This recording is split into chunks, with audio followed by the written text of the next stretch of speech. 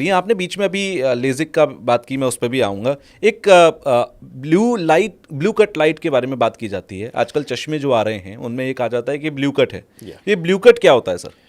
एक तरह से देखा जाए इफेक्टिव तो होता है? हाँ, ये एक जो ब्लू वेवलेंथ लाइट को ब्लॉक कर देता है, ओके। क्योंकि कभी कभी दो चीज़ें होती हैं इसमें। एक तो रेटिना को डायरेक्टली डैमेज कर सकता है, ओके। दूसरा जो है आपकी जो आंखों का जो कंट्रास्ट वैल्यू ख़राब कर सकता है, उससे आंख में स्ट्रेन बढ़ सकता है। और ओके। जितने भी आजकल हमारे लाइट्स हैं बाहर, जो एलईडी लाइट्स लग गए हैं, जी। उसमें ये ज़्यादा इमिशन होता है। Blue light. हाँ, तो ये जो है देखा जाए तो अच्छे हैं उसके लिए, लेकिन आंखों में असर ज़रूर करता है इसमें। ओके। और कुछ लोग ऐसे होते हैं जिसमें यह कंपलसरी हो जाता है कि लाइट फिल्टर हो जाए, जिनमें रेटिना की बीमारी हो रही होती है, जी। तो इसमें है। लेकिन कितना इसका इम्पैक्ट है डेफिनेटिव कहा नहीं जा सकता है। हाँ, ये लाइट ख़राब है रेटिना के लिए, हम जानते हैं, लेकिन हमारी आंखों में भगवान ने ऐसे सिस्टम बना रखा है, वो ब्लॉक करता चला जाता है, क्योंकि हर रिफ्लेक्टिंग सरफेस में इसको ब्लॉक कर देते हैं। तो बाहर से इसको ब्लॉक करने की ज़रूरत नहीं है। यदि आप सिस्टम में काम कर रहे हो या फिर आपका जो है ऐसा एक्सपोजर जाता हो, तो you can use a glasses which has a blue filter. बस इसका डेफिनेटली रोल आज से पता नहीं, क्योंकि आजकल सर जितने भी जगहों पर हम चश्मे बनवाने जाते ये हैं, मैं सब। भी जाता हूँ, तो हाँ, वहाँ ये पर सब साफ कहते हैं सर ये ब्लू कट है, और वो करके भी दिखाते हैं, देखिए ब्लू हाँ, लाइट सर इधर से दिस उधर इज नहीं लाइक ए गई। More of a marketing value देखा जाए तो, okay. Without a definitive advantage been shown yet. तो सर चलिए, चश्मों की बात चलिए तो एक बार और कंफर्म कर लेते हैं। चश्मा बनवाते वक्त किसी भी इंसान को, एक मिडिल क्लास की मैं बात कर रहा हूँ क्योंकि एक्सपेंसिव में तो बहुत एक्सपेंसिव है, हाँ, एक मिडिल क्लास इंसान को क्या क्या ध्यान रखना चाहिए कि ये चीज़ होनी चाहिए जिससे कि मेरा चश्मा मेरी आंखों को नुकसान ना दे या फिर आंखों के लिए बेनिफिशियरी रहे? ये सबसे पहला इंपॉर्टेंट चीज़ तो कि चश्मे का नंबर सही होना चाहिए, ओके। क्योंकि आप जो है ऐसे उठा नहीं सकते, कंप्यूटर में टेस्ट करा लिया, चश्मा पहन लिया। यदि करेक्ट चश्मा होगा तो आपको आंख में स्ट्रेन कम पड़ेगा और लॉन्ग रन के लिए फ़ायदेमंद होगा। तो दो तरह के नंबर हो सकते हैं। एक तो होता है प्लेन स्फेरिकल नंबर, जो प्लस में हो सकता है, माइनस में हो सकता है। जी। दूसरा साथ में सिलिंड्रिकल नंबर हो सकता है, जो एक पर्टिकुलर एक्सिस में पावर होता है। जी। तो दो कभी कभी दोनों कंबाइन में हो सकता है। तो मेजर एडवांटेज तब होता है प्रॉपर करेक्शन हो। इसके लिए जब भी हम चश्मा लगाते हैं तो एक तो फ्रेम होता है, फ्रेम जो लाइट होना चाहिए, और आँख के जो आपका नेजर ब्रिज है उसमें सही से फिट होना चाहिए, ऊपर नीचे नहीं खसकना चाहिए, और बहुत क्लोज या बहुत दूर नहीं होना चाहिए आँख उससे जो है। और लाइटर फ्रेम हमेशा अच्छा रहता है। और जो लेंसेज होते हैं, नॉर्मली आजकल हम प्रेफर करते हैं कि लेंसेज ऐसे हो, वो भी लाइटर हो, हाई रिफ्रैक्टिव इंडेक्स हो, जैसे कि पतली हो जाती है लेंस तो भारी कम होगा। और यदि प्लास्टिक लेंसेज हो तो ज़्यादा अच्छे रहते हैं, ओके। क्योंकि ये टूटते नहीं है। माना कोई गिर गया, एक्सीडेंट हो गया, तो इसके पीसेस नहीं होंगे। यदि ग्लास होगा, क्रैक हो जाता है, तो आँख में चोट भी लग सकती है इसमें। जी। तो प्लास्टिक लेंसेज आर बेटर। और ये ज़रूरी देखना है कि जो आपका स्पेक्टिकल लेंस है उसका सेंटर और आपकी आंखों का सेंटर शुड मैच। ओके। यदि वो मैच नहीं कर रहा तो आपको दिक्कत आ सकती। तो ये कोई देखता नहीं है कि आपने चश्मा उठाया, पहन के निकल गया। सेंटर तो सर कोई आम इंसान शायद मुझे लगता है पहचान भी नहीं पाएगा। हाँ, तो जो ऑप्टिशियन हो उसको पता होगा ये। ओके। वो हमेशा आपका जो है फ्रेम का साइज देखेगा, इसका सेंटर, आपका आई का सेंटर नापेगा, और जो है हमेशा मेक श्योर करेगा आपका लेंस का पावर बिल्कुल सेंटर में हो। तो ये बड़ा इंपॉर्टेंट फैक्टर होता है, स्पेशली जिसको सिलिंड्रिकल पावर हो। तो ये तीन चार चीज़ रखेंगे तो। दूसरा, हमेशा ग्लासेस को बचा के रखें जिससे उसमें स्क्रैच नहीं आ जाए। ओके। स्क्रैच आ जाएगा तो उसके अलग से जो है आप लाइट का स्कैटर हो जाता है और आँख जो है धुंधला दिखाई देने लगेगा आपको। और दूसरा ये इम्पॉर्टेंट ये है कि हमेशा अपना चश्मा खुद पहनिए, किसी दूसरे का चश्मा नहीं पहनना चाहिए आपको, कि उसका फ्रेम का साइज़, उसका सेंट्रेशन अलग हो सकता है। बहुत से लोग जो है पास का चश्मा पहनते हैं, जिसे हम प्रेस बायोपिया बोलते हैं, 40 साल के बाद पहनना पड़ता है। तो उसके लिए भी इम्पॉर्टेंट है किस तरह का लेंस चूज़ करें। कुछ लोग डी शेप्ड होता है, किसी का आधा कट होता है, कुछ का प्रोग्रेसिव लेंस होता है। जी। जो आपको सूट करता है वही पहनना चाहिए। इसमें कुछ ऐसा है कि ये बेस्ट है, ये कम बेस्ट है? हाँ, देखो, यदि बेस्ट तो नॉर्मली जो है प्रोग्रेसिव लेंसेज होते हैं, जिसमें दूर का, पास का, मिक्स रहता है। इंटरमीडिएट का पावर एक ही चश्मे में रहता है। ओके।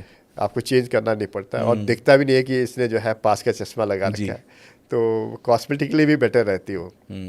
तो ये इंपॉर्टेंट है कि लाइटर हो, आपके कानों में या नाक में प्रेशर ना हो, और लेंस का सेंट्रेशन अच्छा हो, और फ्रेम जो है हमेशा सीधा होना चाहिए। कभी टेढ़ा होता है, कभी टूट जाता है, तो उसमें जो है वो ख्याल रखना चाहिए। थोड़ा आई हेल्थ पे बात करते हैं सर। एक ह्यूमन लाइफ के अंदर, अभी बेसिकली हम बीच बीच में बात भी कर रहे थे इस बारे में, ह्यूमन लाइफ में बहुत सारे स्ट्रेस हैं, बहुत सारे चैलेंजेस हैं, मोबाइल यूज़ करना हम छोड़ नहीं सकते, बहुत सारे प्रेशर्स हैं। इन सब के बीच में हम अगर एक आम रूटीन में अपनी लाइफ में आई हेल्थ बनाकर रखना चाहें कि भाई मेरी आईज ठीक रहें, बुढ़ापे तक मुझे चश्मा ना लगाना पड़े, तो इसके लिए हम क्या छोटी छोटी चीज़ें कर सकते हैं? तो एक तो यह है हेल्दी लाइफ डाइट होनी चाहिए, ओके। जो नॉर्मल डाइट होती है आपकी। और दूसरा जो है लाइफस्टाइल ठीक होनी चाहिए। हेल्थ डाइट में कुछ खास? डाइट में नॉर्मल डाइट जो हम बैलेंस डाइट कहते हैं, जिसमें Okay. थोड़ा बहुत जो है उसमें कार्बोहाइड्रेट हो, प्रोटीन हो, और जी। थोड़े से लीवी वेजिटेबल हो तो और भी अच्छी बात है। मिल्क हो थोड़ा सा सुबह शाम, या फिर एग खाते हो एग खाइए, प्रोटीन मिल जाएगा। कोई ऐसी खास चीज़ होती है जो आइज़ के लिए स्पेसिफिकली बहुत नॉर्मली अच्छी हम होती कहते है? हैं कि जो जितने भी ग्रीन लीवी वेजिटेबल्स होते हैं, या फिर जो आपके फ्रूट्स होते हैं, अच्छे होते हैं आँखों के लिए, उसमें विटामिन होता है। और विटामिन ए का मेजर रोल है आँखों के जो है देखने में। Okay. क्योंकि जो आँखों के अंदर रिसेप्टर्स होते हैं रेटिना में, वो विटामिन ए से जो है इंटीग्रेटेड होते हैं। लेकिन एक balance diet is good enough for कोई एक्स्ट्रा डाइट की ज़रूरत नहीं होती विजन तेज़ करने के लिए। और दूसरा इंपॉर्टेंट ये है कि आपकी लाइफस्टाइल जो है कंट्रोल होनी चाहिए। माना आप जो है जैसे बहुत से लोग होते हैं रात भर बैठे रहते हैं, हाँ। और दिन भर सोते रहते हैं, तो वो जो है आपका डायनल चेंज कर देते हैं। तो आँखों का भी एक डायनल वेरिएशन होता है। आपकी आंखें सुबह किसी अच्छी होती है, किसी शाम को अच्छी होती है, एक रोटेशन चलता रहता है। तो एक बैलेंस एक्सरसाइज होना चाहिए सुबह। और यदि आप किसी बीमारी से पीड़ित हो, उसका भी इलाज कराइए, क्योंकि हर बीमारी का असर आँख में आ जाता है। आपको डायबिटीज़ हो, हाइपरटेंशन हो, गठिया हो, कुछ हो, आँख में उसका असर आ जाएगा। मैंने एक जगह पर पढ़ा कि हरी घास पर आप नंगे पैर चलिए, आपकी आंखें तेज़ हो जाती हैं। Not necessarily. हरी घास में चलने से आपको अच्छा फील होता है, तो आपका जब अच्छा फील होता है तो आपको अब हार्मोन्स, अच्छे हार्मोन निकलते हैं, तो यू फील बेटर। ओके। तो एक पॉजिटिव एटीट्यूड जो है हमेशा आपके जो है जो बॉडी में जो हार्मोन्स लेवल डिफरेंट हो जाते हैं, नेगेटिव हार्मोन नहीं आते हैं। अब डिप्रेशन होगा, नेगेटिव हार्मोन आएगा, आपके सब कुछ कम हो जाएगा, विजन भी कम हो जाएगा, थिंकिंग खराब हो जाएगी, पूरी बॉडी पर उतना ही नेगेटिव असर डालेगा। तो it's not directly affecting eyes, it's your general body, you feel better. तो वो भी बड़ा इंपॉर्टेंट है। तीसरा जो है जो मैं कहना चाहूँगा यहाँ पर कि हर एज में एक ऐसा स्टेज आता है जब आंखों का चेकअप कराना ज़रूरी है। ओके। क्योंकि यदि आपने जल्दी जैसे आप कह रहे थे कि प्रिवेंशन बेटर देन क्योर, तो प्रिवेंशन करना ज़रूरी है। हमें पता है बच्चों में जो है नंबर हो सकता है, नंबर सही टाइम में करेक्ट नहीं किया तो उसमें ब्लाइंड हो सकता है बच्चा। जैसे स्क्विंट हो गया, किसी को आँख टेढ़ी है, एक आँख ब्लाइंड हो सकता है उसका विदाउट नोइंग एनीथिंग। तो जब बच्चा पैदा होता है तब चेकअप ज़रूरी है, जो हमने डिस्कस किया था। जब बच्चा स्कूल जा रहा है तब आंखों का चेकअप ज़रूरी है। जब बच्चा 9th-10th में है तो आंखों का चेकअप ज़रूरी है। इनफैक्ट एनुअल चेकअप हम आजकल डिमांड करते हैं स्कूल में। ओके। और यदि आप जब सर्विस के लायक हो जाते तब चेकअप होता ही है आपका जी। 40 साल के आसपास में आपका चेकअप ज़रूरी है। ओके। उसके बाद रेगुलर चेकअप ज़रूरी है जिनको कोई बीमारी है, जिनके फैमिली में कोई बीमारी पहले से रही हो, कैटरैक्ट रहा हो, काला मोतिया जिसे हम ग्लॉकोमा कहते हैं, बहुत ही खतरनाक बीमारी है।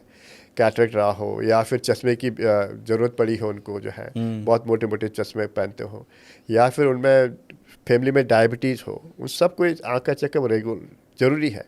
क्योंकि मैं इसलिए कहना चाहता हूँ आँखों का चेकअप जो है आज के पूरे शरीर बताता है कि आपका क्या है।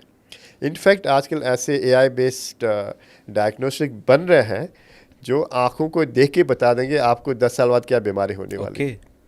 जैसे आपको बता देगा कि आपको जो है अल्जाइमर होना है कि नहीं है, ये आँख में देख के पता चलेगा। ये AI टेक्नोलॉजी से पॉसिबल है। बड़े सारे रिसर्च पब्लिश हो चुके हैं, ऑथेंटिक। तो प्रिटी श्योर आने वाले 10-20 सालों में केवल आंखों का चेकअप होगा, ब्लड का चेकअप करने की जरूरत नहीं पड़ेगी। अच्छा। वो बता देगा मतलब आपके आई टेस्ट से पूरी बॉडी के अंदर क्या होगा और क्या हो सकता है सब बता देगा। और बहुत से लोग जो आपके हाथ की रेखा है और ये सब देखना है, दुकानें बंद हो सकती है। अब ये ऑथेंटिक है। हाँ, बहुत बड़ी बात है, क्योंकि आंखों में देखकर बता देना। आज की डेट में हम जो देखते हैं कि मैंने आपकी आंखों में बता सकता हूँ आपको डायबिटीज हो सकता है। अच्छा, देखिए ये पॉसिबिलिटी है। हाँ, ये तो आजकल हो ही रहा है। तो आंखें तो सबकी सेम होती हैं, ये कैसे पता जाता है? आंखों के अंदर पर्दे हैं, उनके खून की नसें हैं, अच्छा, उनकी क्या चेंजेस हो पता चल जाता है आपको। और आंखों में देख के बता सकते हैं कि आप में जो है फ्यूचर में आपको डिप्रेशन हो सकता है, या साइकोसिस हो सकता है, या आपको जो है जैसे मैंने कहा था अल्जाइमर हो सकता है। ये सब बीमारियां जो है पिकअप हो जाएंगे। यानी कि पूरी बॉडी का असर आपकी आंखों पर पड़ता है और यही वजह है कि आंखों को आप रीड कर सकते हैं पूरी बॉडी के तो लिए। आंखों के जो टीयर है, टीयर के एनालिसिस करके बता सकते हैं कि आंखों में क्या हो रहा है, आपके शरीर में क्या हो रहा है। ये अभी पॉसिबल है या फिर ये आने वाले टाइम की आप बात कर रहे ये हैं? अभी पॉसिबल है। अभी भी पॉसिबल है? हाँ। ओके। लेकिन जो एआई बेस है वो बहुत ही जैसे कहते हैं ना, फ्यूचर बताने वाली बात हो रही है। जो डायग्नोसिस को तो कर ही सकता है, लेकिन फ्यूचर बताना भी इम्पॉर्टेंट है। जैसे हम कहते हैं जीन स्टडी करना, हम आपकी जेनेटिक स्टडी करें तो बता सकते हैं ये डिफेक्ट है तो आपको ये बीमारी हो सकती है, वो आई से हो सकती है। तो ये एक बहुत ही एक हाई लेवल का जो है डायग्नोस्टिक फ्यूचर में आएगा। आपको क्या लगता है कि आर्टिफिशियल इंटेलिजेंस ने खास तौर पर आई सेक्शन के अंदर एक कहते हैं रिवोल्यूशनरी यहाँ पर कदम उठाए हैं और मतलब जो ट्रीटमेंट के तरीके थे उसको बदला है? देखो, आर्टिफिशियल इंटेलिजेंस मेडिसिन में बहुत इम्पैक्ट है इसका। आइज में नहीं, हर क्षेत्र में जो है। आइज में भी जो है फिलहाल हमें जो है इसमें स्क्रीनिंग में बहुत ही फ़ायदा हो रहा है। जैसे आज जो है ऐसे ऐसे स्क्रीनिंग टूल बन गए जहाँ पर एक इंडिविजुअल की ज़रूरत नहीं पड़ेगी आपको। क्योंकि मशीन जो है आंखों में स्कैन करेगा, बता देगा आपको क्या बीमारी है या नहीं है तो किस स्टेज में है, और उसके आगे क्या ट्रीटमेंट करना है ये बता देगा। स्पेशली जैसे हम काम कर रहे हैं डायबिटीज़ में तो 100% इसका यूज़ है, डायबिटिक रेटिनोपैथी जैसे मैंने कहा था जी। अब हम उसको जो है काला मोतिया डिटेक्शन में, आँखों के पुतली के खराबी में डिटेक्शन में, ड्राइनेस के ऊपर, इन्फेक्शन के ऊपर, हर जगह आर्टिफिशियल इंटेलिजेंस में काम हो रही है। जैसे हमने इमेज लिया आँख का, वो उस इमेज को उसमें डाल देंगे और बता देगा कि ये क्या है बीमारी, क्या पॉसिबिलिटीज़ हैं, इसका क्या इन्वेस्टिगेशन करना चाहिए और क्या ट्रीटमेंट होना चाहिए। तो जहाँ चैट जीपीटी के जैसा है, हाँ, जहाँ पर आपने प्रॉम्प्ट डाला और आ गया। जहाँ पर एक इंडिविजुअल जो है, सो मैं हूँ जी, मैं 50 मरीज देख सकता हूँ जी। यदि आपके पास आर्टिफिशियल इंटेलिजेंस सपोर्ट है तो मैं एक दिन में 1000 चीज़ें कर सकता हूँ। वाह, इतना फास्ट कर देगा, वो स्कैन कर देगा, ये नॉर्मल है, ये अबनॉर्मल है, इसको देख लो। तो this is going to help you in better utilization of time and faster application also. तो ये है। हाँ, डेफिनेटली उसमें false positive, false negative aspect है, इसीलिए ह्यूमन इंटरफेरेंस अभी भी जरूरत है to pick up those two areas.